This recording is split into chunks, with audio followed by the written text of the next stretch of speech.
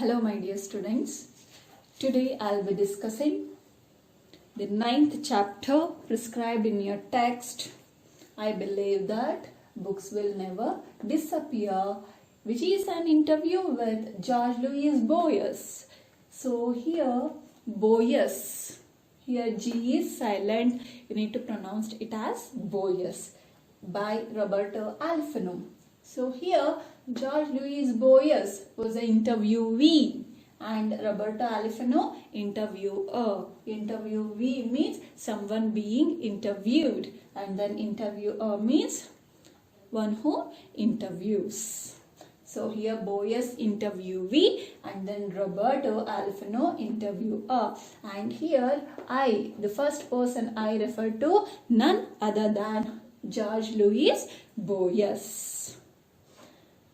Now, before start the lesson or a different kind of lesson, or which is a different genre too, that is an interview, because it is not a short story or essay, which is an interview. A very unique kind of a lesson you have in this year.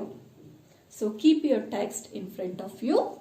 Now, before start the lesson, we will know something about Boyes and then Alfano. George Louis Boyes was an Argentine short story writer, essayist, poet and translator, and his works embraces, or which is having the character of unreality in all literature. And this is about Boyes. And then Roberto Alfano, even he too was a poet, storyteller, essayist and journalist. And a very important thing, Alfano 11 years was worked with Boyes as a secretary. Amanuensis means as a secretary. And this, I believe that books will never disappear. This is an exam 24 conversation with Boyes, interviews by Roberto Alfano. And this, I believe that books will never disappear, an interview that presents the views of a distinguished writer on life, literature and books. And as I told you earlier, which is a different genre of writing, that is an interview you have in this year. And this interview, which is not an ordinary interview, which is a thought-provoking interview. And after when we listen the words or the opinion of Boyes, definitely we will get inspired by the words of Boyes. Such kind of what we called a morality or the optimistic character or the nature Boyes had. Which is a thought-provoking interview which throws light on Boyes' opinion on various topics. So these are all the topics. Boyes gives his opinion. What was that? About his early years of reading, about mother, blindness, books, poetry, metaphors, literature. Among these topics, mother, blindness, books, poetry, these 4 topics are very important. You might have get it for 4 or 6 mark question and answers.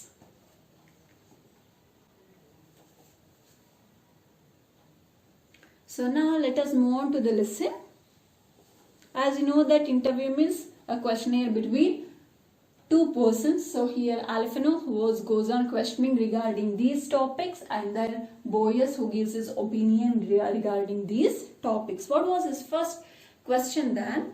Roberto Alfano, what was your first literary reading, Boyes? Alfano who questioned Boyes, what was his first literary reading? George Louis Boyes, I believe, so here first person I refer to? None other than Boyce. Boyce believed, he started recalling what was his first literary reading. He believed his first reading was Grimm's Fairy Tales in an English version. So what was his first literary reading? Grimm's Fairy Tales. In which version he had read? In an English version. I was educated by my father's library, perhaps more than high school or the university. Unique kind of character we could notice in Boyce. Usually we will be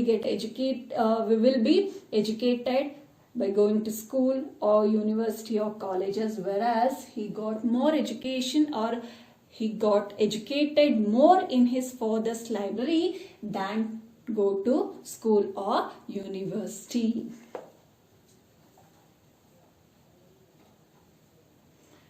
What was the next question? Then Alphanum. Can we talk about Donna Leno, your mother? Next question about Boyce's mother, Donna Leno. What do you mean by Donna? So here usually in our country we used to give respect by calling madam or sir, whereas there Donna means nothing but giving respect, courtesy name. So next question about his mother, Donna Leno. Boyce.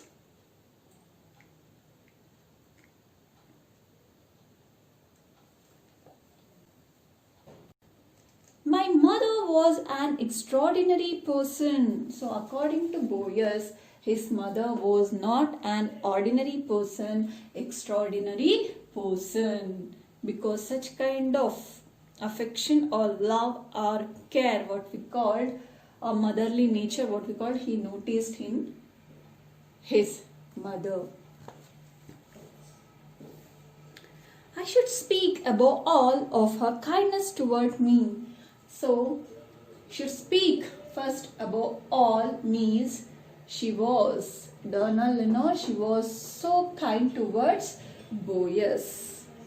I'll tell you a secret of mine. I feel somewhat guilty for not having been a happy man in order to have given her a deserved happiness.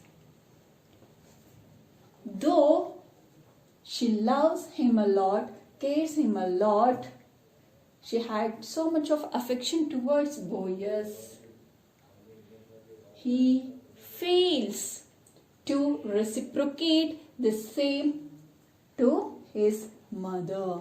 For that reason, he felt guilty. So why he was feeling guilty towards his mother means, the first reason, he fails to give the deserved happiness to his mother. That is the first reason. I feel guilty. Perhaps I should have been more understanding of her. So again he felt guilty. Why? The second reason, who regrets having not been understanding of her, who fails to understand his mother. That is the second reason he felt guilty about his mother. But I don't know. I suppose that it is true of all children that when a mother dies, we feel that we have taken her for granted, as we do with the moon or the sun or the seasons. So here, what happened? So initially he was explaining his own experience, whatever he had towards his mother. Now he started generalizing. Whatever felt by Boyce, it is the same experience the children in the world, they too have towards their mother. So here he was explaining that it was true of all children in the world when their mother dies. That means when the children in the world, they lost their mother, in that situation they started feeling guilty about his mother.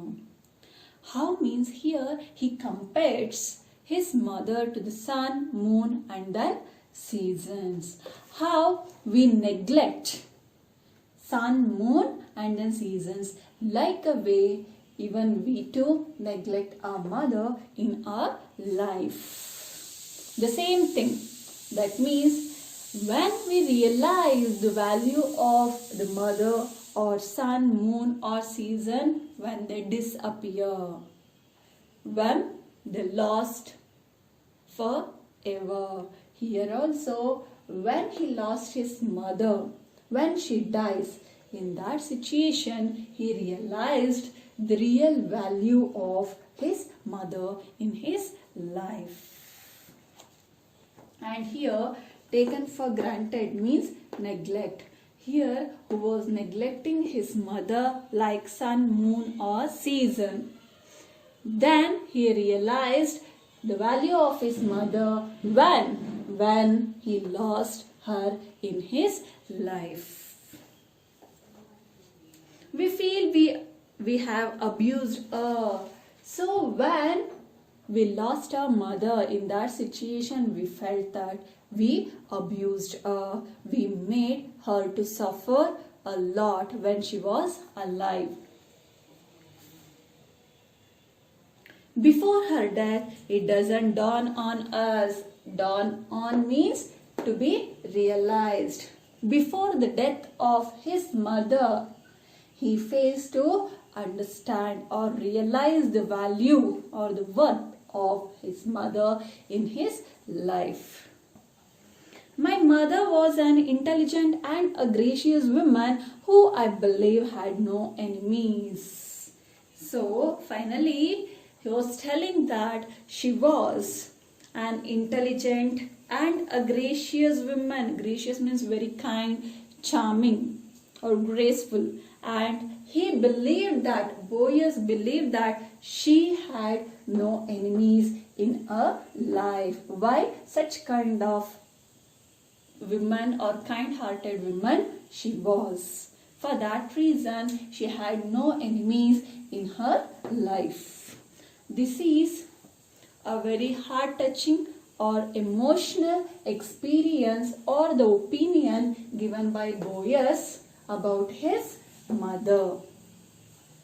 While he was explaining about his mother, he became too emotional. Next, Alifanu, please forgive me, Boaz, for asking you this. So now, when Boaz became very emotional, in that situation, Robert Alifanu, who asked him to forgive him for asking about his mother and made him so emotional. What is blindness to you? The next question asked by Alifano to Boaz about his blindness. So why he was asking about blindness? Well, Boaz, because at the age of 55, Boaz became completely blind. He lost his vision permanently, eternally. He became completely blind at the age of 55. For that reason, Robert Alifano was asking about what is blindness to Boaz. Yes. What is blindness according to Boaz? Boaz. Well, now it is a way of life that is not entirely unhappy. Yes, so according to Boaz, blindness is a way of life. So here we should appreciate Boaz. Though he lost his vision, he accepted his blindness as one of the way of life. That means he accepts it is a part of life. A way of life that is not entirely unhappy. So that is also a part and parcel or way of life which is not entirely unhappy. So what we usually do, that means if we lost our vision, Suddenly, if we lost our vision, we thought that our life came to an end. So that means we started thinking in a negative way. Whereas here, Boyus was unlike us, who is not like us. So he accepts, so who thinks optimistically and who accepts it is a way of life, and which is also part and parcel of life, and he enjoy those things in his life. A writer, and I believe generally all persons must think that whatever happens to him or her life is a resource. Resource means assets, what we call sampanmoola. So who was giving us a message? What was that message? He, that means Boyus, and writers, usually the writers or the poet, and every person, every individual should think whatever that happened in his or her life is a resource. Then only we can survive in a life. Then only we can lead a life according to Boyus. So who was give us a message not to give up, should think optimistically. All things have been given to us for a purpose, and an artist must feel this more intensely. So whatever that happened in anyone's life, there is a reason, there is a purpose behind him. So we should accept, we should move on with that according to Boyus. All that happens to us, including humiliations or misfortunes or embarrassments, all is given to us as raw material, as clay, so that we may shape our art. So whatever that happened in our life is like a clay. Whether it is humiliations, misfortunes, or embarrassment, these are negativity. So whatever happened, so that would be like a raw material, like clay. So that is in her hand to give a shape. So everything in her hand. So whatever the shape we will give, it turned to that shape. That became an art. So that is the opinion of Boyus. Very nice and motivational, or very important or vital thing one should inculcate or adopt in their life to survive in this world. So these things, so that means humiliations means avamana, degrade, and then misfortunes, duradrushta, embarrassment means mujgara. So whatever that come to our life, so it will be like a clay, so we need to give a shape. That means that is in our hand, how we accept the life, so our life move on in that way. So when he was explaining about humiliation, misfortune, Alphino questioned Boyus. Homer wrote in the Odyssey, the gods wrought and spun the skin of ruin for man, that there might be a song for those yet to be born. So here Homer's famous writer, Homer's had written the Odyssey, that means Greek epic, which is a Greek epic. What he had written there, the gods wrought. What do you mean by wrought? Means decided. And spun the skin. Spun means a spin, what we call bugri. Spun the skin of ruin for man. Ruin means destruction, destroy. That there might be a song for those yet to be born. So here skin, S-K-E-I-N, skin means like a thread. So Homer had written in the Odyssey, gods wrought, that means God, Almighty, what we call. He decided everything. So everything had written in our fate. We can't able to change it. Yes or no? So already God had written or decided everything when is the destruction of a man. So or else when is the end of one's life. So everything was decided by the God. We just act according to the wish of God, right? So we can't able to go against the God. So that itself is a message to the yet to be born. So what was his opinion regarding his words? Who was questioning? Boaz. Boaz. Well, it is the same idea. So that means Boaz who was telling that.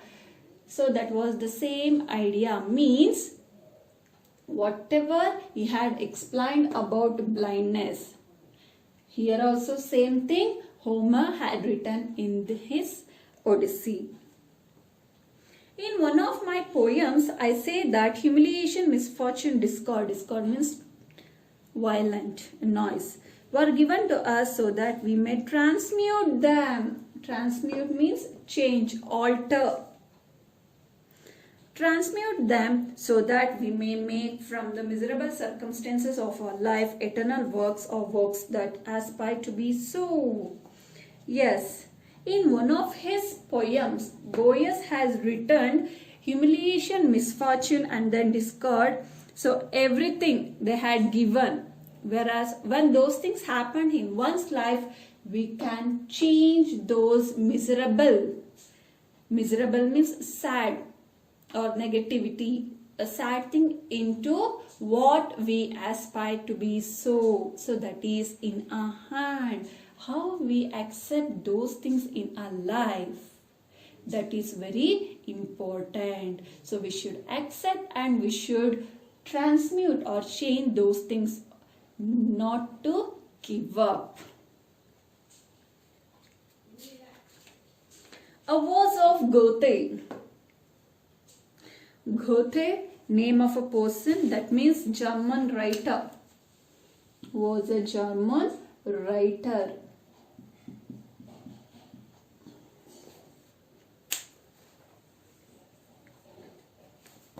While he was explaining that, who recalled one of the verses of Goethe, Alles nahe wird fern. A verse of Goethe comes to mind, Alles nahe wird fern, which means all that is near becomes far. So you might have get it for 1 mark. Even this too. Work of Homer and then verse of Goethe, or else what is the meaning of Alles nahe wird fern? You might have get it for 1 mark. What do you mean by Alles nahe wird fern? All that is near becomes far.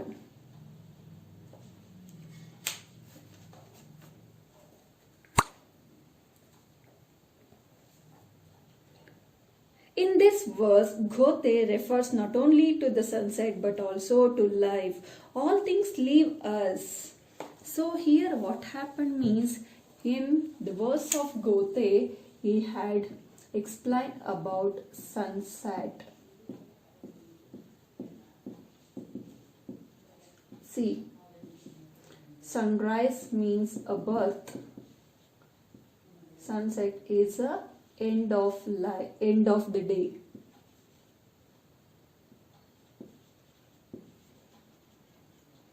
Which is sunrise, beginning of the day. And then indirectly in this word, sunset refers to death, end of a person, and then sunrise refers to birth of a person, which is a beginning of day.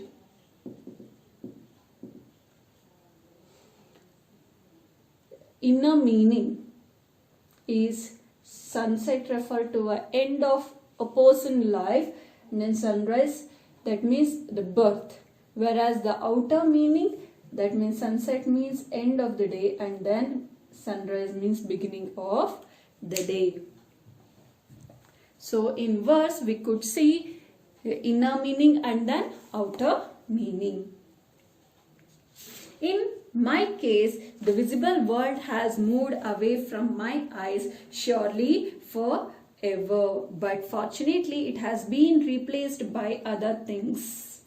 Yes, in his case. So what is that? What it refers? All that is near becomes far means, so we can't able to expect someone or something with us forever or eternally or permanently. One or the other day, one or the other thing which leave us. Same way here also in the life of Boaz, he lost his vision. His visible world had moved away from his eyes forever. But fortunately, though which is unfortunate thing, he called it as a fortunate one, that blindness that replaced by other thing. What is that other thing? Might be books. My duty is to accept and as far as possible to enjoy those things. That means that is his philosophy. What was the philosophy of Boaz?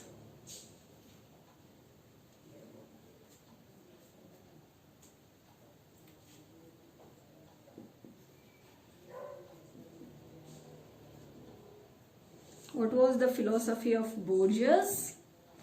That means his duty, Boaz's duty is to accept whatever that comes to his life and enjoy those things. That is his philosophy. For that reason, who accepts blindness in his life and he accept it as a way of life and then resource, for that reason who lead a happy life.